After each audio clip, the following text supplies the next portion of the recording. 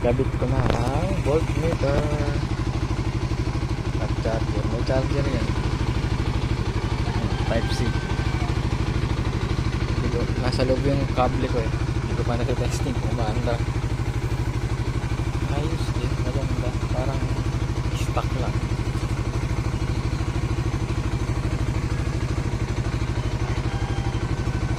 Malinis tignan.